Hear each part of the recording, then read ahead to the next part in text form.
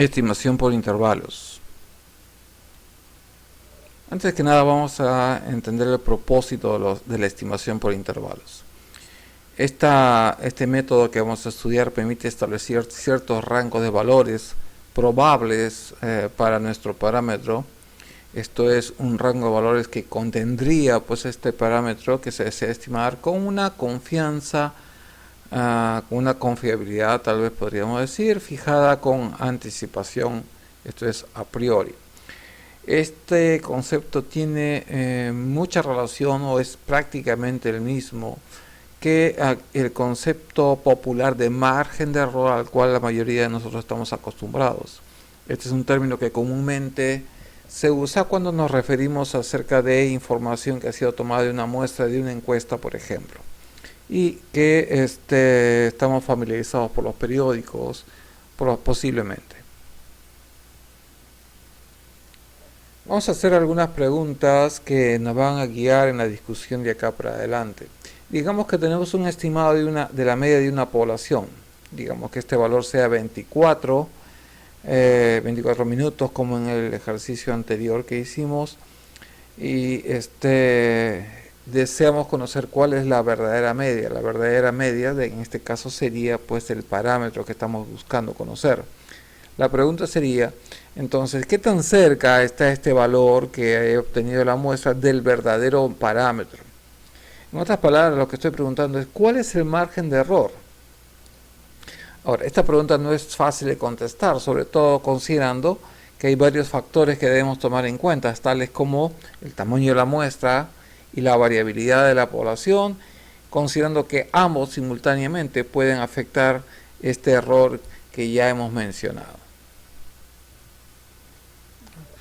Vamos a recordar brevemente el concepto de error estándar que vimos en la presentación anterior. Como ustedes recordarán, el error estándar en el caso de la distribución de las medias, de la distribución muestral de las medias, quiero decir, el error estándar equivalía al cálculo de la desviación estándar de todas las posibles medias que hubiéramos obtenido si hubiéramos extraído todas las posibles muestras. Aunque parezca trabalengua, no lo es realmente, no es la intención. En términos generales, ¿qué cosa medía el error estándar? Es una medida del error promedio. Promedio entre comillas, por supuesto, porque no es un promedio aritmético. Y en algunos casos se le llama también error típico. Y es un concepto que es aplicable al proceso de muestreo seleccionado, pues tiene una relación cercana con el concepto de tamaño de la muestra. Y este error estándar nos da una idea aproximada de la precisión que tenemos, pero no es el margen de error que normalmente utilizamos cuando nos referimos al resultado de una encuesta, como ya habíamos mencionado, por ejemplo. No es el único caso, pero es uno bastante conocido. Sin embargo, este error estándar es un camino a encontrar justamente este margen que hemos mencionado. Para esto vamos a usar el concepto que estudiamos anteriormente, que es el concepto de la distribución muestral. Ustedes recordarán que la distribución muestral representaba todos los posibles valores de las medias. Es un concepto teórico. Nosotros trabajamos con una muestra y por lo tanto una media nada más, pero si pudiésemos sacar todas las muestras y de cada muestra sacar una media, obtendríamos lo que se está llamando una distribución muestral nuevamente. Y habíamos visto que esta distribución muestral tenía una distribución o seguía aproximadamente una distribución normal cuando la muestra era grande. Y si esto es así, entonces, si es una distribución muestral, por las características de la distribución normal, vamos a encontrar que en una distribución como esta, el 95% de los casos, de los posibles valores, se encuentran entre la media y más menos, la media verdadera, mu en este caso, y más menos 1.96 veces el error estándar. Esto quiere decir, si hablamos de las medias de las muestras, el 95% de las posibles medias muestrales se encuentra de la media verdadera a una distancia de más o menos 1.96 errores estándares, que es el área roja que se está representando justamente en la ilustración. La distancia que tenemos entre la verdadera media, mu, ¿no?, y uno de estos márgenes, ya sea hacia arriba, que en este caso es el que hemos señalado, eso es lo que llamamos el error máximo. Sin embargo, este error máximo es igual si es que hubiéramos tomado la distancia hacia abajo, puesto que esta distribución, recuerden ustedes, es simétrica. El margen de error que hemos ilustrado es lo que llamaríamos el máximo error que se podría cometer en un muestreo. En otras palabras, el 95% de las veces el error será como máximo 1.96 veces el error estándar. Dicho de otra forma, para aclarar, el 95% de las veces el error será entre 0 y 1.96 veces el error estándar. Claro, el error 0 equivaldría o sucede solamente cuando el estimado cae exactamente o es exactamente igual al parámetro, lo cual es bastante improbable, como ustedes se pueden imaginar. Este valor, este concepto de 1.96 veces el error estándar que hemos mencionado, se basa en el conocimiento de la distribución muestral, la cual, como habíamos mencionado, sigue una distribución normal, que se logra a través de una muestra grande, o si la población es normal, digamos, no es necesaria una muestra tan grande. La mayoría de las veces este supuesto de la normalidad va a ser crucial para que podamos aplicar diversas técnicas de inferencia estadística, como ya veremos más adelante en el curso. Ahora, ¿cómo se calcula este margen de error? En realidad el concepto es muy simple.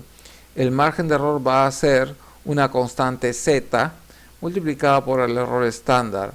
En las transparencias anteriores ustedes recordarán que ese margen de error era igual a 1.96 veces el error estándar. Esto es, este valor de z se relaciona con el 95% que vimos anteriormente. Ese 95% es el índice de confianza, ¿no? Y de acuerdo a la distribución normal, de acuerdo a la distribución que sigue la fórmula de la campana, ese valor de z corresponde a 1.96. Si tuviésemos otros valores de confianza, igualmente podríamos obtener los valores de z usando las tablas que normalmente están provistas en los textos. En otras palabras, si el porcentaje de confianza cambia, el valor de z cambiará también. Este porcentaje es lo que mide el nivel de confianza. El margen de error entonces depende del nivel de confianza, del tamaño de la muestra y de la variabilidad de la población muestreada. Esto se va a hacer más evidente cuando veamos las fórmulas para calcular estos márgenes de error. Ahora, ¿cómo se construye un intervalo de confianza? La construcción es bastante simple. El intervalo de confianza se construye a base de un estimado al cual se le suma y se le resta el margen de error. El estimado es el punto central. Recuerden que no es exactamente igual al parámetro, pero este valor estimado nos va a permitir definir un límite inferior, esto es el estimado menos el margen de error, y el límite superior que será pues el estimado más el margen de error. El ancho depende de la variabilidad de la población, del tamaño de la muestra y el nivel de confianza. Como ustedes habrán visto, el margen de error está desde este extremo hasta el centro y desde este centro hasta el otro extremo. En otras palabras, este intervalo tiene un ancho equivalente a 2 veces el margen de error. El cálculo de los intervalos de confianza van a depender de los estimados que estemos usando. Quiero remarcar que este concepto es aplicable a cualquier estimado, medias, desviaciones estándares, medianas. En este caso estamos viendo los más conocidos, que son la media y las proporciones. Como ustedes pueden ver en el caso de las medias, el intervalo de confianza es la media de la muestra más o menos z veces sigma, que es la desviación estándar de la población dividido entre la raíz de n.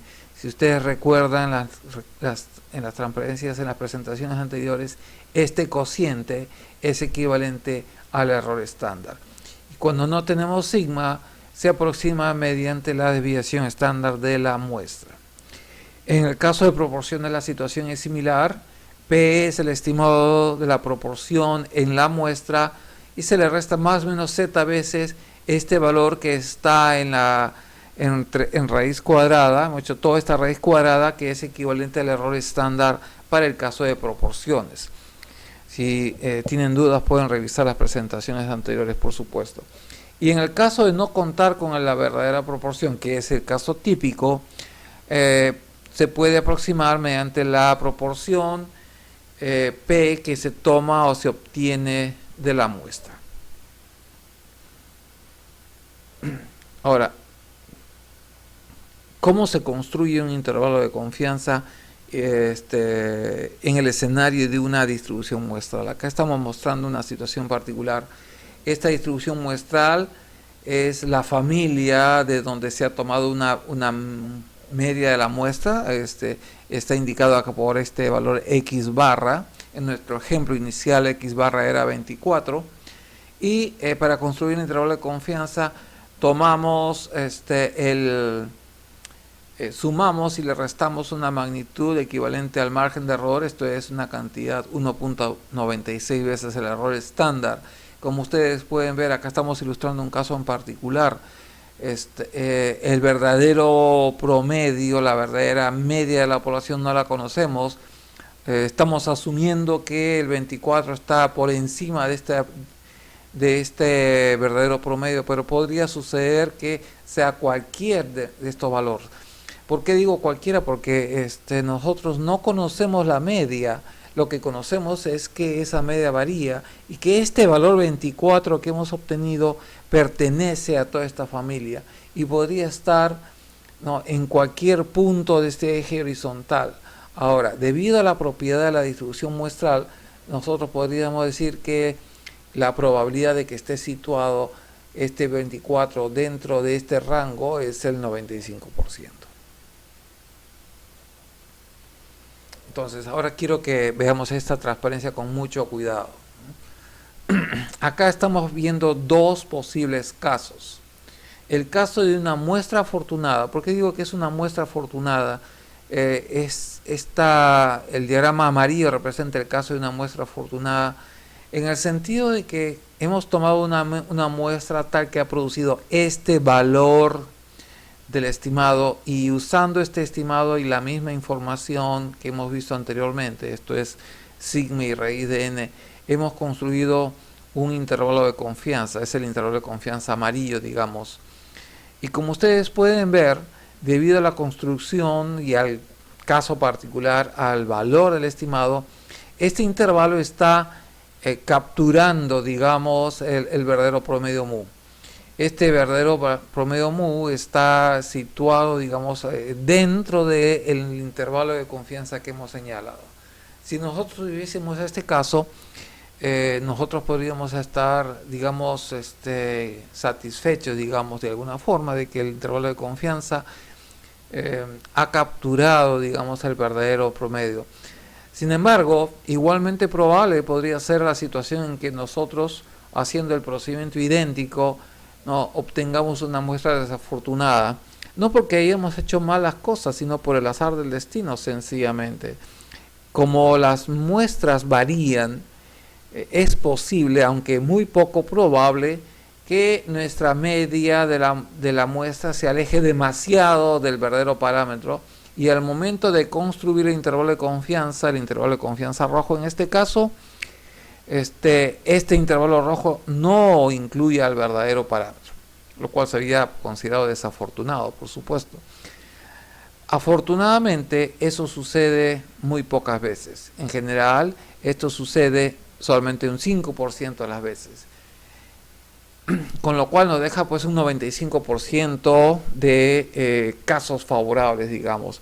En otras palabras, si usamos este método, 95% de las veces los intervalos construidos de esta forma van a contener el verdadero parámetro.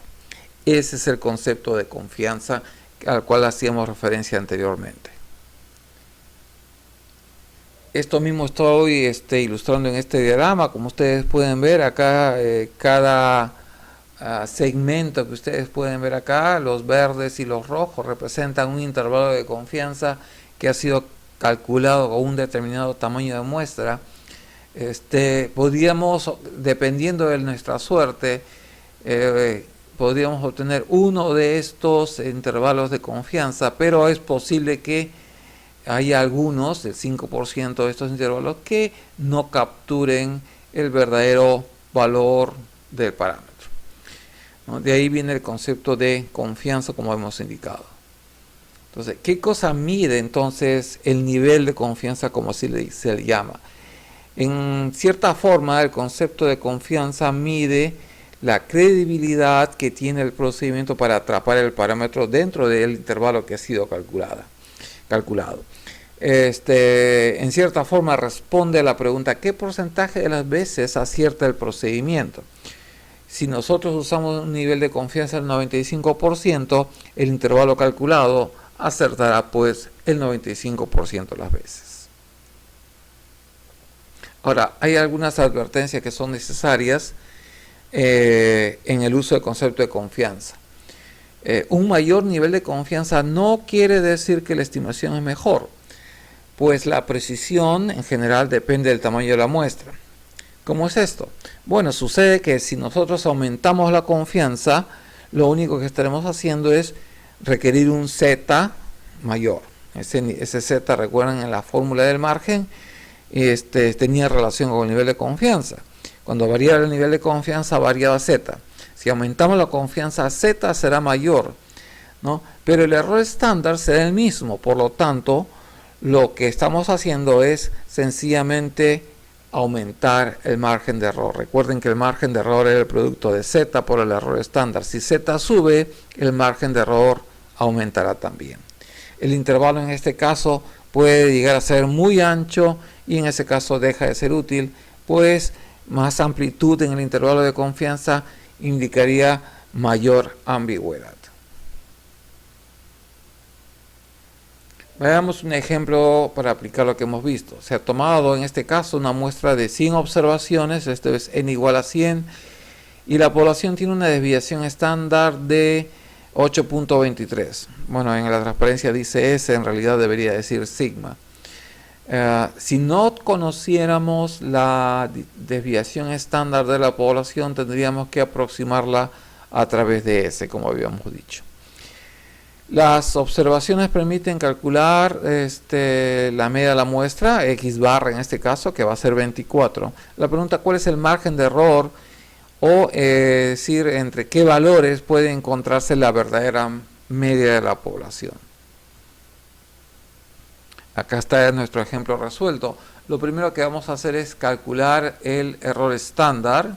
Es sigma sobre raíz de n. N es 100, recuerden ustedes, y esto nos da un 0.823. Z corresponde a 1.96, esto es el 95% de confianza.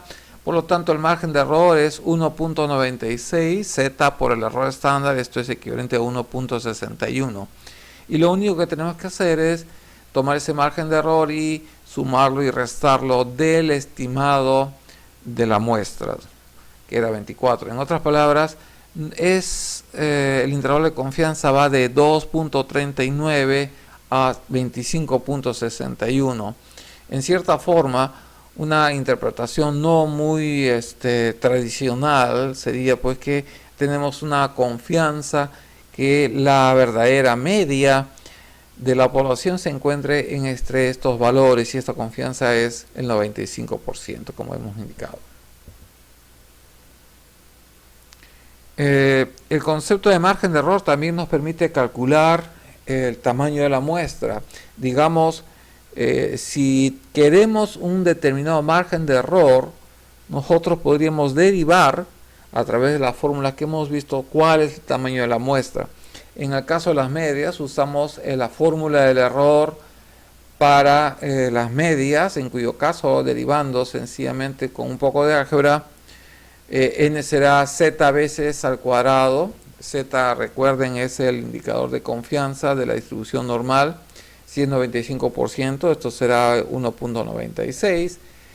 Sigma es la desviación estándar de la población. Si no la conocemos, tenemos que aproximarla de alguna forma, de algún estimado previo. Y el E cuadrado que está abajo, E indica ese margen de error máximo que hemos indicado. Algo que debemos advertir es que el error, en el caso de las medias, no es un porcentaje como solemos normalmente expresar un margen de error. El margen de error, en el caso de medidas numéricas, de variables numéricas, tiene que ser expresado en las mismas unidades. Por ejemplo, si estamos midiendo tiempo y el tiempo lo medimos en minutos, el margen de error deberá ser medido en minutos.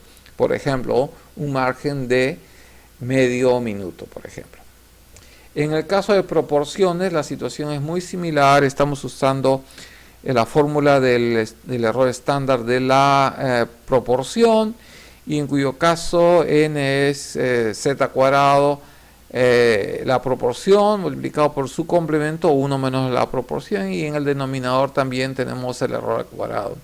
En este caso, cuando hablamos de proporciones, el error se mide en términos decimales. Esto es, si nuestro error máximo que queremos cometer es un 1%, digamos, en esta fórmula E debería ser reemplazado por 0.01, que es equivalente a 1%, pero vale la aclaración para que no haya confusión en el uso de las fórmulas. Veamos un breve ejemplo para el caso de la media. Si deseamos estimar el tiempo promedio de un proceso con un margen máximo de un error máximo de 1 minuto, ¿cuántas observaciones debería tener la muestra?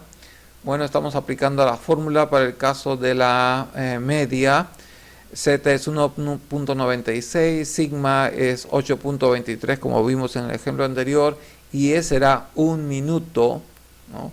Por lo tanto, n será, como podemos ver acá, 260 unidades. En el caso de que hubiera salido fraccionado, con fracción quiero decir, n debe ser redondeado pues al entero superior. En la próxima presentación vamos a estudiar las técnicas de muestreo.